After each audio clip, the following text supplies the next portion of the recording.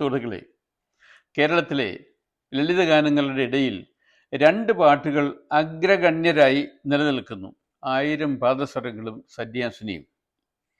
ഇത് രണ്ടും വയലാർ രാമവർമ്മ എഴുതിയതാണ്.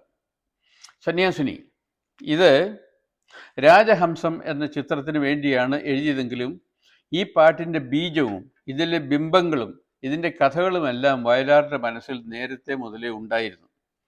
അതായത്, ഒരു വീട്ടിൽ ഒറ്റയ്ക്ക് താമസിക്കുന്ന തൻ്റെ പഴയ പ്രണയിനി അവളെ സന്ദർശിക്കാൻ വേണ്ടി ഇവൻ ആ വീട്ടിൻ്റെ ചുറ്റും പോയി നിന്ന് നോക്കുമായിരുന്നു. പക്ഷെ ഒരിക്കലും അകത്ത് കയറിയിരുന്നില്ല.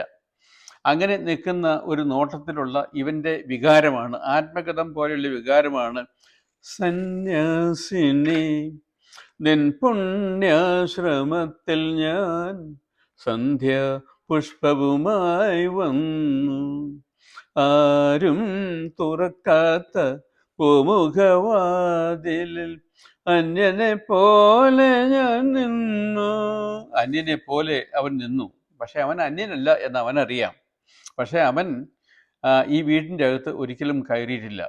അവൻ വീണ്ടും പറയുന്നു, നിന്റെ കണ്ണുനീരിൻ്റെ ചൂടിൽ എൻ്റെ സ്വപ്നങ്ങൾ അലിഞ്ഞു പോകുന്നു. നിന്റെ മനസ്സിലെ കനലിൽ എൻ്റെ ഹൃദയത്തിൻ്റെ പുഷ്പങ്ങൾ കരിഞ്ഞു പോകുന്നു. ഞാൻ ഇപ്പോൾ പോകുന്നു, ഞാൻ വീണ്ടും വരും. രാത്രി പകലിനോടെന്ന പോലെ യാത്ര ചോദിപ്പൂ ഞാൻ. രാത്രി പകലിനോട് യാത്ര ചോദിക്കുന്ന പോലെയാണ് അവൻ യാത്ര ചോദിക്കുന്നത്.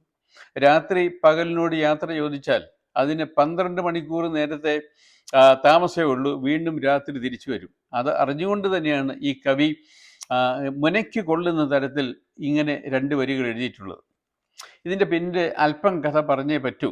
അതായത്, 23-ാമത്തെ വയസ്സിൽ വയലാർ 14 വയസ്സുള്ള ചന്ദ്രമതി തമ്പുരാട്ടിയെ കല്യാണം കഴിച്ചു. 7 വർഷത്തെ ദാമ്പത്യ ജീവിതത്തിനിടയിൽ അവൾക്ക് കുട്ടികളൊന്നും ഉണ്ടായില്ല.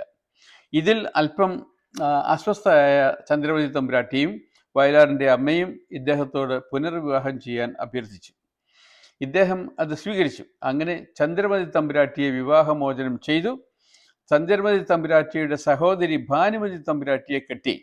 പക്ഷേ ഈ ചന്ദ്രമതി ആ കൊട്ടാര വളപ്പ് വിട്ടു പോയില്ല. അവിടെ ഒരു ചെറിയ കുടിൽ കെട്ടി അതിൽ താമസിക്കുകയായിരുന്നു. ഈ പെണ്ണിനോട് വയലാറിന് വലിയ സ്നേഹവും താല്പര്യവുമായിരുന്നു. അപ്പോൾ അവളുടെ ആ കുടിലിൻ്റെ ചുറ്റും ഇയാൾ പലപ്പോഴും നോക്കുകയും ഇങ്ങനെ വിമിട്ടപ്പെടുകയും ചെയ്തിട്ടുണ്ട് എന്നുള്ളതാണ് ഈ പാട്ടിൻ്റെ മറ്റൊരു വശം. Thank you.